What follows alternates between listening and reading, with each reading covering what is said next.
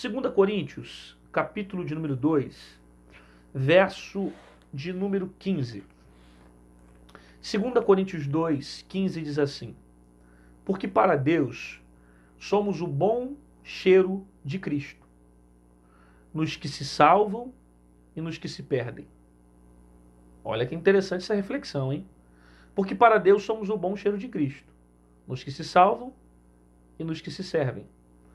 Para este, certamente cheiro de morte, para a morte, mas para aquele cheiro de vida, para a vida. E para essas coisas, quem é idôneo? Vamos lá? O que Paulo está trazendo para nós aqui? Primeiro, que nós exalamos um cheiro. Olha a ideia que Paulo traz.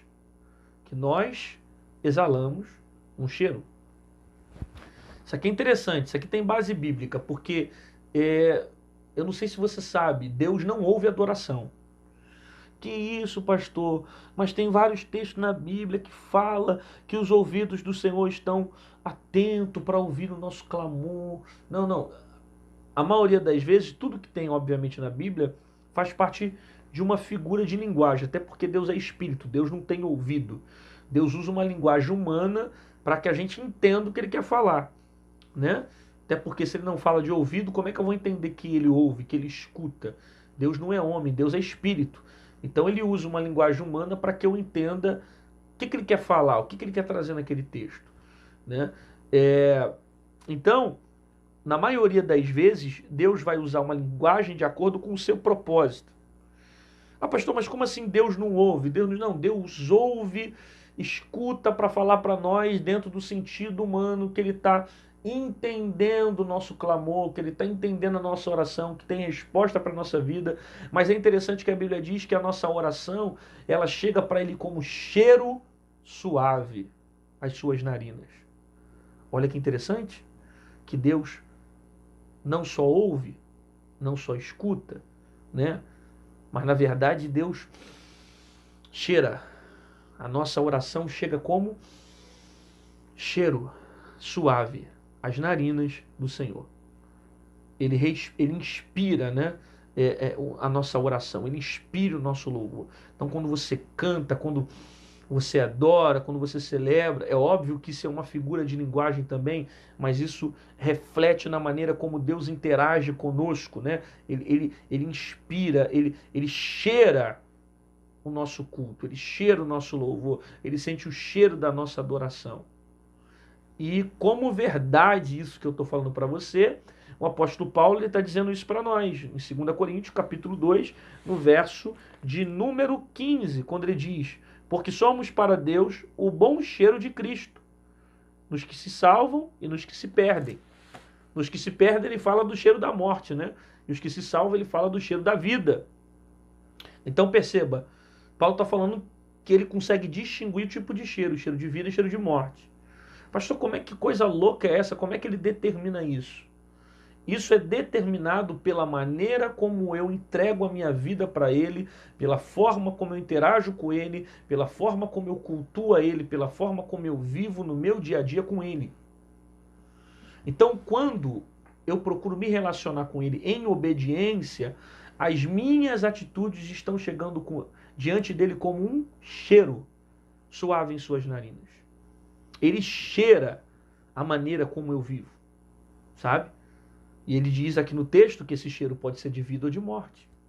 O que é um cheiro de morte? Às vezes uma decisão que eu tomo, que me leva para longe de Deus, um pecado que eu entro, que você sabe que é errado. O tipo de cheiro que você exala naquela decisão é cheiro de morte.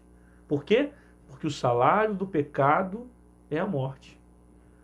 Então, a pergunta que não quer calar para essa manhã, que é totalmente reflexiva para o nosso coração: que tipo de cheiro você tem exalado? Qual é o cheiro que Deus sente quando você cultua, quando você adora, quando você vive para Ele? Qual é o cheiro que você está expressando para Deus agora? O cheiro de uma vida de obediência ou cheiro de uma vida de desobediência? Que tipo de cheiro Deus está sentindo de você? Cheiro de vida ou de morte? Ah, pastor, mas como assim morte? Não é morte literal, é morte espiritual. É uma linguagem. O salário do pecado é a morte. Talvez algo que o pecado gerou em você e gerou morte para a tua vida. E o cheiro que está sendo exalado é o cheiro do pecado. Como você tem vivido a sua vida? Como você tem norteado seus passos? Como você tem decidido as suas atitudes, as suas ações? Porque a maneira como você vive reflete o tipo de cheiro que você exala. Qual o cheiro que você está exalando para Deus? Cheiro de alguém que está vivendo uma vida comprometida com Deus? Ou cheiro de alguém que está fugindo da direção de Deus? Cheiro de alguém que está obedecendo ao Senhor? Ou cheiro de alguém que está vivendo uma vida de pecado? Cheiro de alguém que está com uma vida reta? Ou cheiro de alguém que está escondendo as coisas do Senhor? Até parece que dá para esconder alguma coisa de Deus. Só que às vezes a gente acha que consegue esconder alguma coisa. Igual Adão, que pega um pedaço de folha e coloca para dizer que estava nu. Para tentar esconder alguma coisa de Deus, tendo em vista que Deus sabe de todas as coisas. Qual é o cheiro que você está exalando para Deus nessa manhã? Como tem sido as suas atitudes, o seu comportamento, a maneira como você tem relacionado com o mundo, a forma como você tem interagido com as pessoas? Como Deus tem recebido a sua vida? Me faz lembrar de Isaías, quando o profeta profetizou dizendo: esse povo me adora com seus lábios, mas o seu coração está longe de mim. Olha como Deus percebe o cheiro de alguém que canta, mas não vive aquilo que canta. De alguém que prega, mas não vive aquilo que prega. De alguém que ora, mas não vive aquilo que ora. Uma vida de obediência é muito mais do que uma vida de aparência. É uma vida de comprometimento com Deus nos bastidores. Qual é o cheiro que você exala quando ninguém está te vendo? Qual é o cheiro que você expressa para Ele quando não tem ninguém te observando? Quando teus líderes não estão perto, teu pastor não está perto, teu marido não está perto, tua esposa não está perto. Qual é o caráter que você revela quando ninguém te vê? Que tipo de cheiro você está expressando? Um cheiro que Deus tem prazer de: nossa, ali vai o meu servo bom, justo, fiel, sincero, reto, se desvia do mal. Ou quando Deus cheira: nossa, que caminho errado ele está entrando, caminho de morte, não percebeu ainda que isso vai destruir a vida dele, ele não larga esse pecado, não sai dessa vida, não transforma a sua vida, não muda as atitudes. Qual o cheiro que você tem demonstrado no seu comportamento?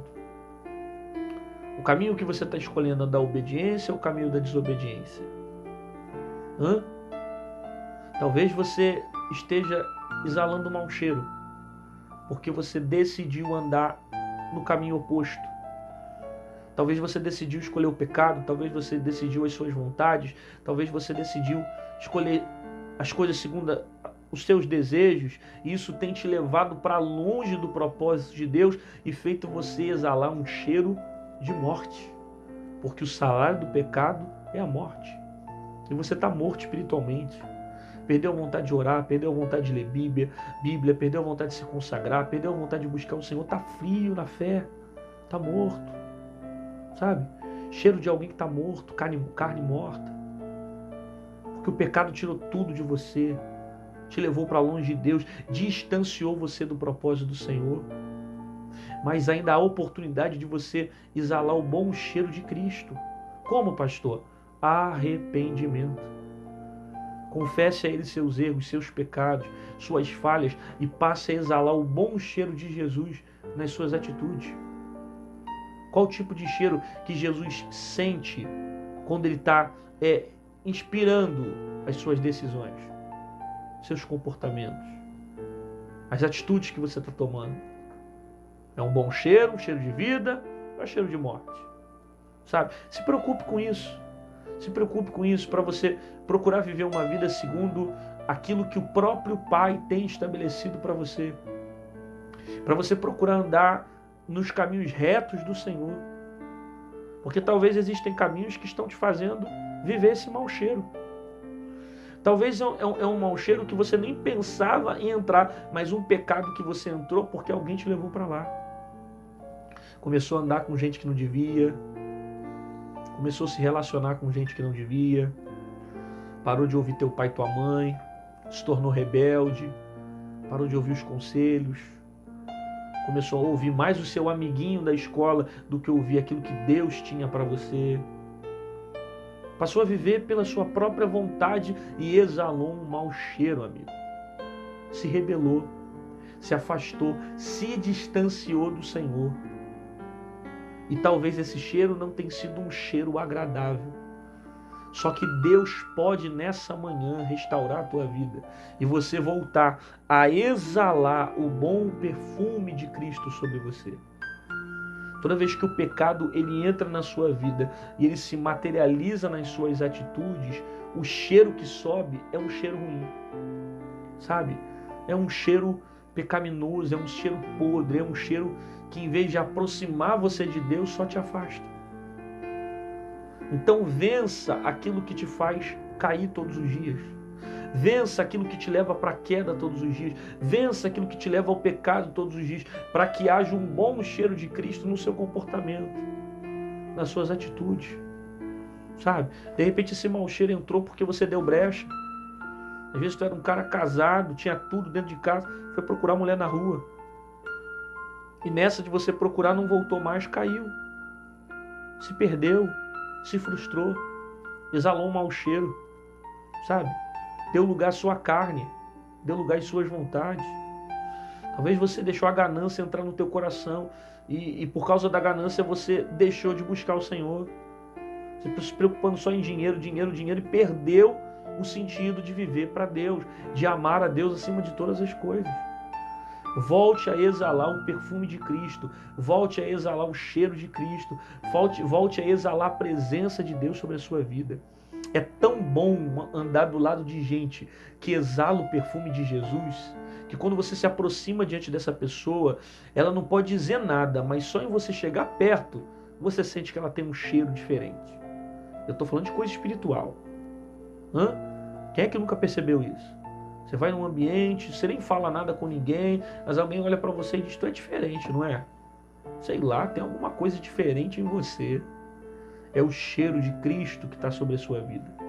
Eu já passei por isso, em alguns lugares, na faculdade, padaria, mercado. Você vai, alguém te olha, pô, tu é crente, não é? Tu é pastor, não é? Sei, tu é homem de Deus, não é? Sem você falar nada. O teu cheiro vai na frente.